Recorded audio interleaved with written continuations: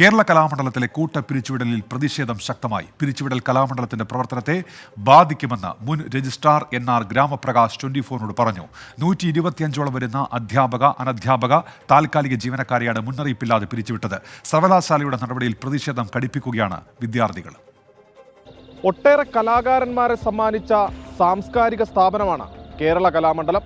അതിന്റെ കടക്കൽ കത്തിവെക്കുന്ന ഉത്തരവാണ് ഇന്നലെ പുറത്തിറങ്ങിയത്. കേരളത്തിന്റെ അഭിമാനമായ കേരള കലാമണ്ഡലത്തിന്റെ പ്രവർത്തനങ്ങൾ തന്നെ അട്ടിമറിക്കുന്നതാണ് പുതിയ ഉത്തരവെന്ന വിമർശനങ്ങൾക്കിടെയാണ് അതൃപ്തി പരസ്യമാക്കി മുൻ രജിസ്ട്രാർ തന്നെ രംഗത്തെത്തുന്നത്.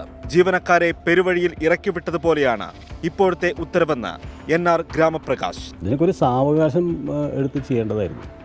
എനിക്ക് തോന്നുന്നില്ല സർക്കാരിൻ്റെ ഒരു അറിവോട് കൂടിയിട്ടാണ് ഇത് ചെയ്തത് എന്നെനിക്ക് തോന്നുന്നില്ല. അവിടെ ഇരിക്കുന്ന ഉദ്യോഗസ്ഥന്മാർ, ഇപ്പോൾ അത് ചാൻസലറായാലും വൈസ് ചാൻസലറായാലും രജിസ്ട്രാറായാലും ഫിനാൻസ് ഓഫീസറായാലും ഇങ്ങനെ ഒരു 4 വലിയ ഉദ്യോഗസ്ഥന്മാർ, സത്യം പറഞ്ഞാൽ അവരവിടെ ഇല്ലെങ്കിലും ആ സ്ഥാപനം നടന്നു പോകും. കാരണം ക്ലാസ്സൊക്കെ നിയന്ത്രിക്കുന്ന അധ്യാപകരാണ്. ശമ്പളം എഴുതുന്നതിന് ഓഫീസിൽ ഉദ്യോഗസ്ഥന്മാരുണ്ട്. ആദ്യം പിരിച്ചുവിടേണ്ടത് ഈ 4 ഉന്നത ഉദ്യോഗസ്ഥന്മാരെയാണെന്ന് ഞാൻ പറയാം. പിരിച്ചുവിട്ടവരിൽ 68 അധ്യാപകർ ഉൾപ്പെടുന്നത് കലാമണ്ഡലത്തിന്റെ പ്രവർത്തനങ്ങളെ തന്നെ സാരമായി ബാധിക്കും. കടുത്ത സാമ്പത്തിക പ്രതിസന്ധിയെ തുടർന്നാണ് നടപടിയെന്ന് ഉത്തരവിൽ തന്നെ രജിസ്ട്രാർ വ്യക്തമാക്കുന്നുണ്ട്.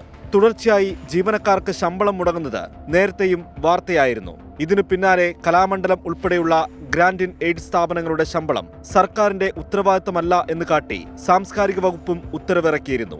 ഇതോടെ ജീവനക്കാരുടെ ശമ്പളം പ്രത്യക്ഷത്തിൽ കലാമണ്ഡലത്തിന്റെ മാത്രം ഉത്തരവാദിത്തമായി മാറുന്ന സാഹചര്യമായിരുന്നു. അതിന് പിന്നാലെയാണ് 125 താൽക്കാലിക ജീവനക്കാരെ പിരിച്ചുവിട്ടുകൊണ്ടുള്ള കലാമണ്ഡലം കൽപ്പിത സർവകലാശാലയുടെ നടപടി. പിരിച്ചുവിടലിനെതിരെ പ്രതിഷേധം ശക്തമാക്കാനുള്ള നീക്കത്തിലാണ് വിദ്യാർത്ഥികളും. 125 കുടുംബങ്ങളുടെ ജീവിതം മാത്രമല്ല, നിരവധി വിദ്യാർത്ഥികളുടെ പഠനം പോലും വഴിമുട്ടിയ സാഹചര്യത്തിൽ സാംസ്കാരിക വകുപ്പിന്റെ അടിയന്തര ഇടപെടൽ ഉണ്ടായേ തീരൂ. ക്യാമറാമാൻ ബിനേഷ് ബാബുരാജിനൊപ്പം സൂരജ് സജി, 24. പൊതുജനം കഴുതയല്ല സാർ. നമ്മുടെ അഭിമാന സ്ഥാപനങ്ങളിൽ ഒന്നുകൂടിയാണ് കേരള കലാമണ്ഡലം. അവിടുത്തെ പ്രതിസന്ധിക്ക് വളരെ വേഗം പരിഹാരമുണ്ടാകുമെന്ന് പ്രതീക്ഷിക്കാം. സാംസ്കാരിക വകുപ്പ് ഇടപെടും എന്നാണ് നമ്മൾ പ്രതീക്ഷിക്കുന്നത്.